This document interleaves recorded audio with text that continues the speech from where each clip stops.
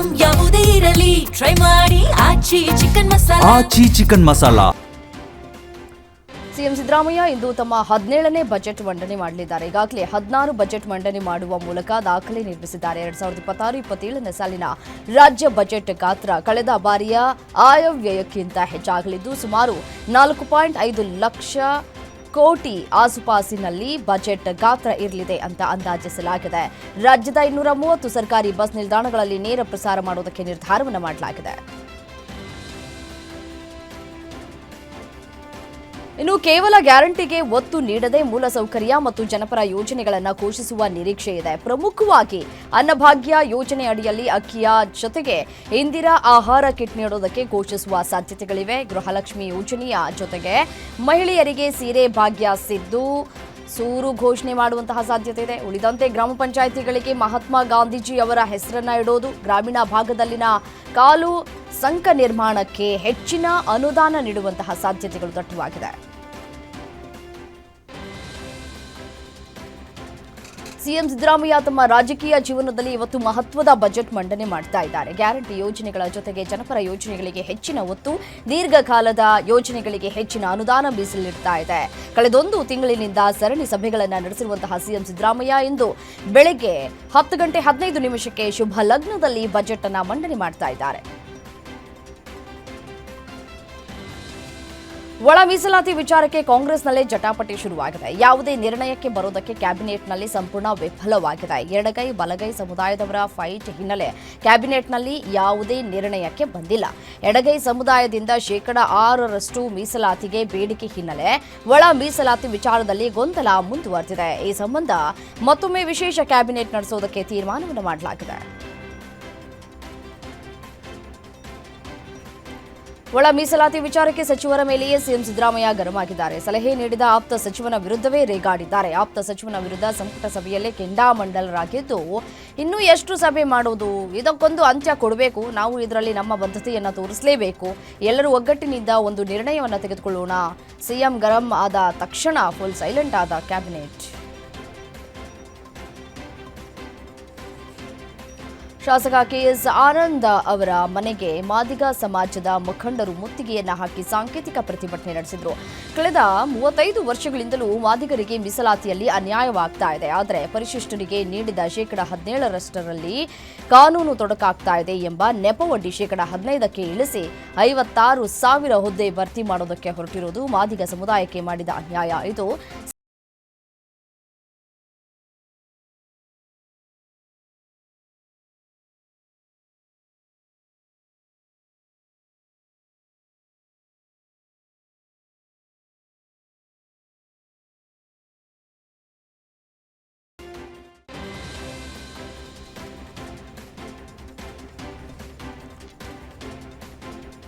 ರಾಜ್ಯದಲ್ಲಿ ಸಿಎಂ ಸಿದ್ದರಾಮಯ್ಯ ಮತ್ತು ಕೇಂದ್ರ ಸಚಿವ ಎಚ್.ಡಿ. ಕುಮಾರಸ್ವಾಮಿ ನಡುವೆ ಫೈಟ್ ಮುಂದುವರೆದಿದೆ. ಅಲ್ಲದೆ ನೀವು ಮಾಡಿರೋ ಸಾಧನೆಗಳ ಪಟ್ಟಿ ಹೊರಗಡೆ ಬಿಟ್ಟರೆ ನಿಮ್ಮ ಬಂಡವಾಳ ಗೊತ್ತಾಗತ್ತೆ. ರಾಜ್ಯದಲ್ಲಿ ಒಳ ಮೀಸಲಾತಿ ನೀಡುವ ವಿಚಾರಕ್ಕೆ ಗೊಂದಲ ಉಂಟು ಮಾಡಿದ್ದೀರಿ. ಸಚಿವ ಸಂಪುಟದಲ್ಲಿಯೇ 2-3 ಗುಂಪುಗಳನ್ನಾಗಿ ಮಾಡಿದ್ದೀರಿ. ರಾಜ್ಯದಲ್ಲಿ ಜನರ ಭರವಸೆ ಈಡೇರಿಸುವ ಸರ್ಕಾರ ಬರೋದಕ್ಕೆ ಜಾತಿ ಬಿಟ್ಟು ಒಂದು ಅವಕಾಶವನ್ನು ಮಾಡಿಕೊಡಿ ಅಂತ ಕೇಳಿದ್ದಾರೆ. ರಾಜ್ಯದಲ್ಲಿ ಸಿಎಂ ಸಿದ್ದರಾಮಯ್ಯ ಕೇಂದ್ರ ಸಚಿವ ಎಚ್.ಡಿ. ಕುಮಾರಸ್ವಾಮಿ ನಡುವೆ ಅಹಿಂದ ಫೈಟ್ ಮುಂದುವರೆದಿದೆ. ಸಾಮಾಜಿಕ ನ್ಯಾಯದ ಬಗ್ಗೆ ಮಾತನಾಡಿದಂತಹ ಸಿಎಂ ಸಿದ್ದರಾಮಯ್ಯ ವಿರುದ್ಧ ಕುಮಾರಸ್ವಾಮಿ ಕಿಡಿಕಾರಿದ್ದಾರೆ. ಸಾಮಾಜಿಕ ನ್ಯಾಯ ಎನ್ನುವ ಸಿದ್ದರಾಮಯ್ಯ ಅವರೇ ದೇವರಾಜ್ ಅರಸು ಅವರ ಸಾಧನೆ ಮುರಿದರೂ ಕೂಡ ಅಹಿಂದ ವರ್ಗಕ್ಕೆ ನೀವು ಏನ್ ಕೊಟ್ಟಿದ್ದೀರಿ ಅಂತ ಪ್ರಶ್ನೆ ಮಾಡಿದ್ದಾರೆ.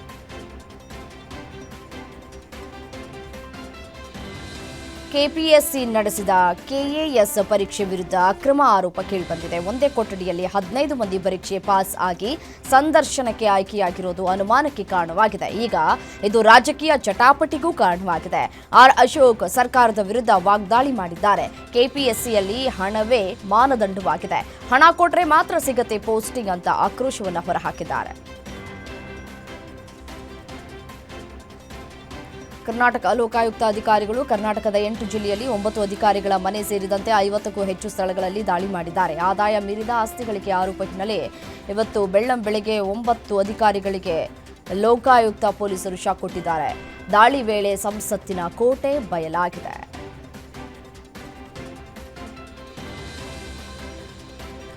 ಫೋಕ್ಸೋ ಪ್ರಕರಣ ಸಂಬಂಧ ನಾಪತ್ತೆಯಾಗಿದ್ದ ಯಾದಗಿರಿಯ ಮಹಲ್ ರೋಜಾ ಮಠದ ಮಲ್ಲಿಕಾರ್ಜುನ ಮುತ್ಯ ಪ್ರತ್ಯಕ್ಷರಾಗಿದ್ದು ಪೊಲೀಸ್ ವಿಚಾರಣೆಗೆ ಹಾಜರಾಗಿದ್ದರು. ಮುತ್ಯಾನನ್ನ ಶಹಾಪುರ ಸರ್ಕಲ್ ಇನ್ಸ್ಪೆಕ್ಟರ್ ಶರಣಗೌಡ ನ್ಯಾಮಣ್ಣ ಅವರು ವಿಚಾರಣೆ ನಡೆಸಿದ್ದಾರೆ. ಮುತ್ಯಾನ 4 ಮೊಬೈಲ್ಗಳನ್ನು ವಶಕ್ಕೆ ಪಡೆದುಕೊಂಡಿದ್ದಾರೆ.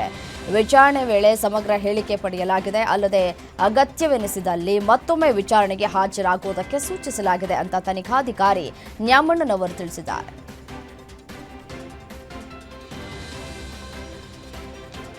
ಇನ್ನು ವಿಚಾರಣೆ ಬಳಿಕ ಪೊಲೀಸ್ ಠಾಣೆಯಿಂದ ಹೊರಬಂದ ಮಲ್ಲಿಕಾರ್ಜುನ ಮುತ್ಯ ಮಾಧ್ಯಮಗಳಿಗೆ ಪ್ರತಿಕ್ರಿಯಿಸಿದ್ದು, ನನಗೆ ನೋಟಿಸ್ ಕೊಟ್ಟಿದ್ರಿಂದ ವಿಚಾರಣೆಗೆ ಬಂದಿದ್ದೇನೆ.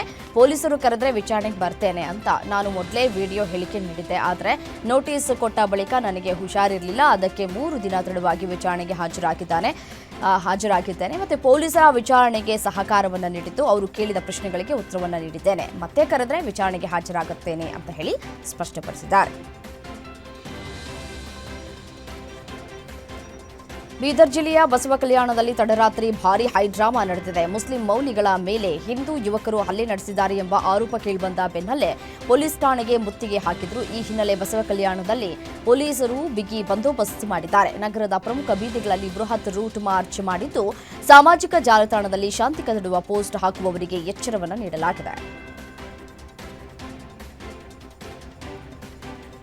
ಸೋಷಿಯಲ್ ಮೀಡಿಯಾದಲ್ಲಿ ನಾಯಿಗಳ ಬಗ್ಗೆ ಅತ್ಯಂತ ಅಶ್ಲೀಲವಾಗಿ ಮಾತನಾಡಿ ಪ್ರಾಣಿ ಹಿಂಸೆಯನ್ನ ಪ್ರೋತ್ಸಾಹಿಸುವಂತಹ ವಿಡಿಯೋ ಹರಿಬಿಟ್ಟ ಆರೋಪದ ಮೇಲೆ ಬಿಗ್ ಬಾಸ್ ಸ್ಪರ್ಧಿ ಡಾಗ್ ಸತೀಶ್ ಮತ್ತು ಕಂಟೆಂಟ್ ಕ್ರಿಯೇಟರ್ ಟಾಟ್ ಸುಭಾಷ್ ವಿರುದ್ಧ ದೂರು ದಾಖಲಾಗಿದೆ.